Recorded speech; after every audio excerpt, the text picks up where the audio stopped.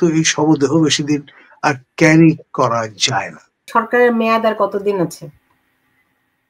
মেয়াদ তো ডেফিনেটলি যারা সরকারকে পছন্দ করেন না তারা মনে করেন যে আগামীকাল পর্যন্ত যদি থাকে তাহলে তারা খুশি হন। কিন্তু মূল বিষয় সেটি হচ্ছে ক্রমে ক্রমে কিন্তু সরকার আনপপুলার হয়েছে বা হচ্ছে, এবং অন্য ভাষায় বলতে গেলে পচে গেছে কোট আনকোট। এখন একটি সরকার যখন তার সম্পর্কে পারসেপশন দাঁড়ায় এরকম যে এটি পচে গেছে, তখন কিন্তু এই শবদেহ বেশি দিন আর ক্যারি করা যায় না। বুঝতে পেরেছি। তো সেজন্য মানুষ জানতে যাচ্ছে কতদিন আর ক্যারি করতে পারবে জনগণ। অনেকের ধারণা যে আপনার জুলাই বিপ্লবীদের, আর অগাস্ট হচ্ছে যারা তাদের ভাষায় প্রতি বিপ্লবী, তাদের কাউন্টার রেভলিউশন। এখন দেখুন মানুষ যেভাবে করে ক্ষিপ্ত হয়েছে, আপনার সাধারণ এটা তো এই আজকে যেই বিমানটি বিধ্বস্ত হলো, শিক্ষার্থীদের মৃত্যু, এই নিয়ে সরকারের তরফ থেকে যে পরিমাণে লুকো ছাপার চেষ্টা করা হলো, সবকিছু মিলে জনগণ কিন্তু ফুঁসে উঠেছে। তো এই যে আজকে যে তারা বৈঠক করলো, এই ফুঁসে ওঠা কি তারা নিয়ন্ত্রণ করতে পারবে বলে মনে হয় স্যার? দেখুন, আপনার ডিফিকাল্ট হবে।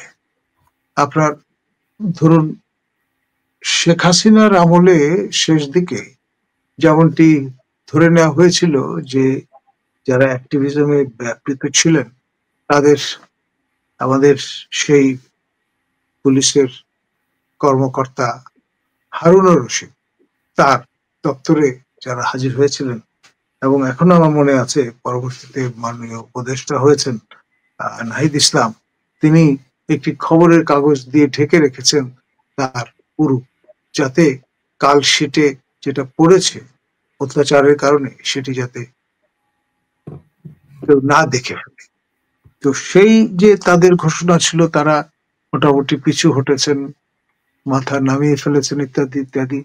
কিন্তু মজার ব্যাপার হচ্ছে আপনার এই যে অবস্থাটি, এখানে নিশ্চিত করে কোনো কিছু বলা যাচ্ছে না, কখন কোন দিকে পরিস্থিতি মোড় নেয় এটা আসলে বলা মুশকিল। এখন স্যার আজকে আমি আপনাকে একটা ভিডিও দেখাতে চাই, সেটি হচ্ছে গিয়ে যেই স্কুলটি মাইলস্টোন স্কুলটিতে যে প্লেনটি যখন বিধ্বস্ত হয় সেই সময়কার একটা সিসি ক্যামেরার ফুটেজ আমি পেয়েছি, আমি একটু দেখাই আপনাকে।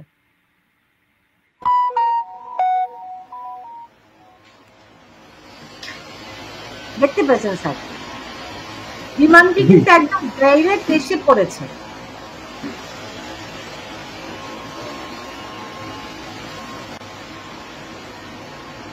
স্যার আপনি কি দেখেছেন? বিমানটি একদম ডাইরেক্ট এসে পড়েছে। আমি আবার রিপ্লে দিচ্ছি। হ্যাঁ, জি দেখুন, রিপ্লে দিন। 1:13-তে এটি বিধ্বস্ত হয়। একদম ডাইরেক্ট এসে পড়েছে স্যার। জি, অনেকটা আপনার দ্বিতীয় মহাযুদ্ধের সময় জাপানি বৈমানিকেরা যেটি করতেন কামাকাজি, অর্থাৎ হারিকিরি টাইপের কাজ। দেখুন তারা আত্মঘাতী স্টাইলে বড় জাহাজের চিমনিতে ঢুকে পড়তেন এবং জাহাজটি ক্ষতিগ্রস্ত হতো। এই স্টাইলটাকে সেই রকম একটা স্টাইলের সঙ্গে তুলনা করা যেতে পারে। এটা আত্মঘাতী স্টাইল মনে হচ্ছে স্যার আপনার? কামাকাজি ওই যে জাপানি যে ট্র্যাডিশন, সেই সূত্র অনুসারে। এবং পাইলট কিন্তু আপনার প্যারাশুট ইজেক্ট করেছিলেন, রাইট? সো তিনি কিন্তু অন্য তার প্যারাশুটটি আমরা এখানে দেখতে পাচ্ছি না, কিন্তু যেটা বিমান বাহিনীর আইএসপিআর থেকে বলা হয়েছে যে পাইলট খুব চেষ্টা করেছিলেন যে যাতে করে এটি অন্য কোথাও নিয়ে যাওয়া যায়, তাই না? সেটি তো এই ছবি থেকে দেখে কি মনে হচ্ছে? এখন ধরুন দুর্ঘটনা তো দুর্ঘটনা, আর আপনার যখন ঘটনা ঘটবে সেটি অনিবার্য হবে, সেটাকে ধামাচাপা দেওয়া বা ভিন্নভাবে ব্যাখ্যা করার সুযোগ খুব একটা থাকে না। এক্ষেত্রেও তাই হয়েছে। আপনি জানেন কিন্তু যে কি বলে এটাকে, এটা নিয়ে অনেক ধূম্রজাল সৃষ্টি হয়েছে, অনেকেই বলছেন এটি ডেফিনেটলি আপনার হয় হ্যাকারদের বরাত দিয়ে যেটি বলা হচ্ছে, দিন দুয়েক আগেই হ্যাকাররা বলে দিয়েছিলেন যে প্রচুর শিশু মারা যাবে এবং এই ধরনের ঘটনা ঘটবে। এখন কনস্পিরেসি থিওরি তো ওয়াইল্ড, যে কোনো ভাবে যে কোনো দিকে সেটা সম্প্রসারণ করা যেতে পারে, কিন্তু বাস্তবতা যেটি যে এই যে জল্পনা কল্পনাগুলোর জন্ম হয়েছে মূলত এ ধরনের পোস্ট সামাজিক মিডিয়ামে অ্যাভেলেবল হওয়ার কারণে। স্যার আমি ছবিটা আপনাকে আবার একটু দেখাই, আপনি একটু আরেকবার দেখে বলুন স্যার, আপনি যে জাপানি আত্মঘাতী স্টাইলের কথা বলেছেন আরেকবার একটু দেখে বলুন স্যার।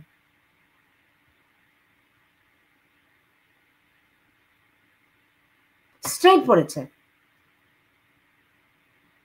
দেখুন এটা অনেকটা উড়ন্ত কফিনের মতো এসে আছড়ে পড়েছে। এখন এই যে F7 যে ভ্যারিয়েন্ট, এটি ডিসকার্ডেড হয়ে গেছে। আমাদের এখানে যা ব্যবহৃত হয়েছে সেটাই বোধহয় শেষ চাওয়া, ফলে যা হবার তাই ঘটেছে। না না না না না, সেটি যদি বলেন তাহলে তো বিমান বাহিনী আরো দায়িত্বহীনতার পরিচয় দিয়েছে। তারা কি পরীক্ষা নিরীক্ষা করেনি? দেখুন আপনার সস্তার তিন অবস্থা। আপনি যখন কম দামে চীন থেকে এ ধরনের সমর উপকরণ কিনবেন আর সাই করবেন আপনার উচ্চ মূল্যে মার্কিন প্রোডাক্ট কেনা থেকে বিরত থাকতে, ফলে এর চরম মাসুলি হয়ে দিতে হবে। না না স্যার, তাহলে তো বিমান বাহিনী এগুলো উড্ডয়নেরই করার কথা না, তাই না? ওই যে যেটি মানে মজা করে বলা হচ্ছে যে এটা ফ্লাইং কফিন, জি ফ্লাইং কফিন সদৃশ বিষয়টা। রাইট। সো এই যখন পরিস্থিতি, এখন পর্যন্ত প্লেনের এই বিমানটির কি ব্ল্যাক বক্স কি পাওয়া গেছে? নাই। এখন ধরুন লোকজন তো মূলত স্যালভেশন কাজে ব্যস্ত, স্যালভেজ করবার কাজে ব্যস্ত। এই বিষয়গুলো ইভেনচুয়ালি আসবে ফোরফ্রন্টে এবং অনুসন্ধান করে বেরো করা হবে, কারণ হচ্ছে ব্ল্যাক বক্স তো কখনো হারায় না। না সেটাই তো। এখন এই পরিস্থিতিতে আপনার কি মনে হয় যে যেই জুলাই, গত বছরের জুলাই আর এই বছরের জুলাই, তাই না? সো দুটার মধ্যে তো আপনি বুঝতেই পারছেন, তো যেই শক্তিকে ভর করে এই সরকার আসলো, আপনি বিভিন্ন সময়ে এই সরকারের অধীনে মানুষের যেই ভয়াবহ পরিস্থিতি সেগুলি বিবরণ দিয়েছেন, তো এখান থেকে কি এই জুলাই মানুষের মুক্তি ঘটবে? ধরুন আসলে যে কোনো সময় যে কোনো কিছু ঘটতে পারে, সুতরাং অবাক হওয়ার মতো কোনো বিষয় বলে এটি প্রতিভাত হবে না। তবে বিষয় যেটি সেটি হচ্ছে যত দিন যাবে তত বেশি কমপ্লিকেটেড হবে, উচ্চ মূল্য দাঁড়াবে এই পরিবর্তনের, এবং তাতে জনস্বার্থ বিঘ্নিত হবে। বুঝতে পেরেছি। এখন আমরা চাই মানুষ এই দুরবস্থা থেকে মুক্তি পাক। মানুষ কিন্তু ক্ষোভে ফুঁসে উঠেছে। তাদের ক্ষোভ প্রশমনের কোনো উদ্যোগ কি সরকারের তরফ থেকে দেখছেন? দেখুন এক ধরনের ক্যারট অ্যান্ড স্টিক অ্যাপ্রোচ দুটোই ফলো করা হচ্ছে। তাদের 6 দফা দাবি মেনে নেওয়ার ঘোষণা দেওয়া হয়েছে। এর পাশাপাশি ডান্ডা মেরে ঠান্ডা করে দেওয়ার একটা পলিসিও পার্সু করা হচ্ছে। দুটোই দুই লাইনের সংগ্রামের মতো। আজকে আসিফ নজরুল যেভাবে, আসিফ নজরুল এবং শফিকুল আলম তারা প্রায় 8-9 ঘন্টা অবরুদ্ধ থাকার পরে যেভাবে করে পালিয়ে যেতে পারলেন, আপনার কি মনে হয় শেষ পর্যন্ত এভাবে রেহাই তারা পাবেন? দেখুন এটা তো একমাত্র কিসমা বলে যে বিষয়টা আছে, ভবিতব্যে যা লেখা আছে তাই ঘটবে। তবে তারা যে যথেষ্ট সতর্ক এবং আপনার প্রস্তুত হয়ে আছেন, ঝামেলা হওয়া মাত্র সটকে পড়বেন, তাতে কোনো সন্দেহ নেই। কিভাবে বুঝলেন সেটি? স্টাইল অফ অপারেশন দেখে, আপনার যেইভাবে তারা এনকাউন্টার করছেন, যেই ন্যারেটিভ হাজির করছেন, সেইটা চারিত্র দেখে। বুঝতে পেরেছি। তো সরকারের এই পরিণতি হওয়ার কারণটা কি স্যার? এটা অত্যন্ত স্বাভাবিক। আপনি যত বেশি জনবিচ্ছিন্ন হবেন ততই এমনটি ঘটবে। আমি ভাবতে পারি না যে আজকে যেখানে শোক দিবস ঘোষণা করা হয়েছে, গত রাত ৩টার সময় এসএসসি পরীক্ষা বাতিল করা হয়েছে। মানে জিনিসটা এত ভয়াবহ, তারা এত বিলম্বে অনুধাবন করেছে যে রাত ৩টা লেগেছে তাদের এসএসসি পরীক্ষা বাতিল করতে, এবং তার পরের দিন তারা চারটি দল মিলে বৈঠক করলো এবং হাস্যোজ্জ্বল। আমি একটু ছবিটা আপনাকে দেখাই স্যার। দেখুন স্যার, দেখুন দেখুন দেখুন, I cannot believe this. আমি আপনাকে আবার দেখাচ্ছি।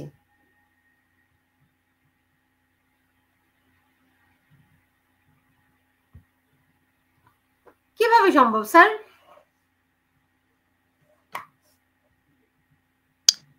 দেখুন, আপনার বিশ্বাস তো ভিন্ন ধরনের। কারণ হচ্ছে আপনার এই মুসলিম মেজরিটি দেশটি নেতৃত্ব যদি এমন ব্যক্তির হাতে থাকে যিনি পিতৃধর্ম পেছনে ফেলে নতুন প্যাকেজে অবগাহন করেছেন, তখন এমনটি ঘটবে, এটাই তো স্বাভাবিক। আমি অবাক হচ্ছি না। স্যার, আপনি আরো কি কি এখানে আর কি কি দেখছেন বলেন তো স্যার আমাকে। দেখুন, এখানে দেখতে পাচ্ছি আপনার পানিও আছে এখানটায়, এবং অনেকগুলো গ্লাস। ভিটামিন সির অভাব যেন আজকে রাতেই মিটিয়ে ফেলতে হবে, এটা এরকম ওনাদের একটা। ভিটামিন সির অভাব নেই, ওনাদের ভিটামিন ডি এর অভাব আছে। ব্রেইনের জন্য ভিটামিন ডি খুব জরুরি। অবশ্যই। এবং সূর্যদেব হচ্ছেন সবচেয়ে বড় আধার, যেটা আখনাতন অনুধাবন করতে সক্ষম হয়েছিলেন সেই। আপনি আমাকে বলুন, ওনার সামনে পানির বোতলটি দেখতে পাচ্ছেন, রাইট? জি। তো ওনারা না সেটি এসে পানির বোতল বিদেশ থেকে, এই বোতল কি বাংলাদেশের পানির বোতল? আমাকে বলুন। ডেফিনেটলি না, ডেফিনেটলি না। এখানে নানান রকমের আপনার উপকরণ আছে যেগুলো সচরাচর চোখে পড়ে না আমাদের। কিন্তু আফটার অল এটা প্রফেসর ইউনূস বলে কথা, নোবেল লরেট, তো তার আপনার কার্যকলাপ তো একটু ডিফারেন্ট হবে, এটাই স্বাভাবিক। আচ্ছা, আর আরেকটা জিনিস আমাকে বলুন তো, এই যে মাহফুজ আলম এরা স্যার, এরা মুখের মধ্যে মাস্ক লাগিয়ে আছে কেন? এই কারণে যে তারা ভীত যে অমিক্রন যে একটা ভ্যারাইটি কোভিড এর, সেটা ছড়িয়ে যাচ্ছে সর্বত্র। এবং এই মাস্ক পরে ঈদুল আজহার নামাজও আদায় করবার চেষ্টা করেছেন প্রফেসর ইউনূস, আমরা দেখেছি। স্যার, যারা ইয়াং তাদের জন্য তো এগুলি ক্ষতিকর না বা ডেঞ্জারাস না, আমরা সবাই জানি সেটা। তো আপনি আমাকে বলুন, প্রমথ চৌধুরী অনেক আগেই বলে গেছেন, ব্যাধি সংক্রামক, স্বাস্থ্য নয়। এরা কেমন করে আজকে এই বৈঠকটি করলো স্যার, বলুন তো আমাকে একটু। দেখুন, তাদের কাছে মনে হয়েছে যে বিধিবাম পরিস্থিতি উল্টে গেছে, প্রতি বিপ্লবের সম্ভাবনা প্রবল হচ্ছে, সুতরাং জরুরি ভিত্তিতে প্রতি বিপ্লব তাদের ভাষায়, তাদের দৃষ্টিতে, যে জুলাই বিপ্লবের কথা তারা বলেন, বছর ঘুরতে না ঘুরতেই যারা পরাজিত হয়েছেন তারা অ্যাসার্ট করা শুরু করেছেন, তারা ঘুরে দাঁড়িয়েছেন। এবং অফিসিয়ালি না থাকুক, এই যে ফুটোফুটি যা কিছু দেখছেন তারা, তাতেই চোখে সর্ষে ফুল দেখছেন। সেই শেখ হাসিনা ভারতে চলে যাওয়ার পর থেকে আমরা শুনছি ছিনতাইকারী আসে, তারা বলে যে এই যে ছিনতাইকারী বেশে, ডাকাত বেশে ফিরে এসেছে, আনসার বেশে ফিরে, কত কত কথাই তো বললো। এখন আজকে তো তাদের ভাষায় এরা এসছেন উচ্ছৃঙ্খল ছাত্র হিসেবে, তাই না? এই জন্যে হৃদকম্প শুরু হয়েছে, এবং তারা সময় ক্ষেপণ করেননি। রাত 9টার সময় তারা যমুনায় হাজির হয়ে গেছেন, এবং 4টি দল একত্রিত হয়ে বলবার চেষ্টা করেছেন যে তাদের মধ্যে রাজনৈতিক মতপার্থক্য থাকতে পারে, কিন্তু এই জুলাই বিপ্লব এবং তা সংহত করবার ক্ষেত্রে তাদের কোনো দ্বিমত নেই। তারা কাঁধে কাঁধ মিলিয়ে যারা অ্যাডভার্সারি তাদের মোকাবেলা করবেন।